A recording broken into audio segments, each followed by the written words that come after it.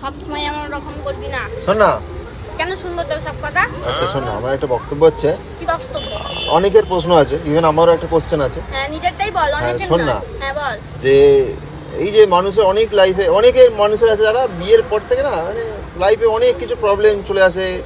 এই কার চাকরি চলে যাচ্ছে, কার ফ্যামিলি একটা থাকছে না, কারোর ডিটাচমেন্ট হয়ে যাচ্ছে ফ্যামিলির সঙ্গে। তো এই জিনিসগুলো হয়। তো তোর কি মনে হয় বিয়ে মানেটা কি জিনিস?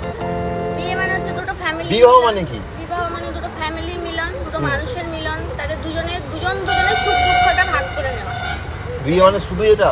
অবশ্যই দুটো মানুষ একসাথে হচ্ছে মানে কি, আমার ভালো মন্দ মানে একটা তুই ভাব, শেয়ার করলি, তোর ঠিক ভালো আছে মন্দ শেয়ার আমি করলাম, শেয়ার করে নিলাম, ঠিক আছে। হ্যাঁ। আমি ধর একা ছিলাম, আমি একটা ফ্রি ইন্ডিপেন্ডেন্ট একটা পাখির মতো উড়ে বেড়াতাম, বিয়ে করে এক জায়গায় বন্ধ হয়ে গেলাম।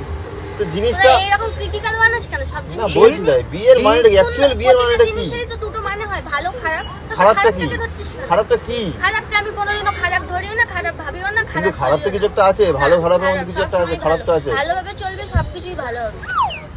আমার তো মানে বিয়ের একটা সুন্দর শর্ট ফর্ম আছে। ঠিক আছে, বিবাহ, বিপদ বাড়ানো হলো। তুই এটা করো কেন? বিপদ বাড়ানো যখন না, হলো। বিপদ তুই বল, মানুষের লাইফে বিপদ বাড়ে কিনা?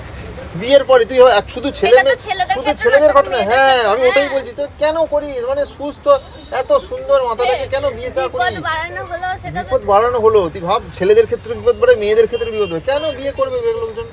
সন্ন্যাস হয়ে যাও। তুই হ না, তুই কেন করেছিস? আমরা মিলেমিশে থাকবো বলে।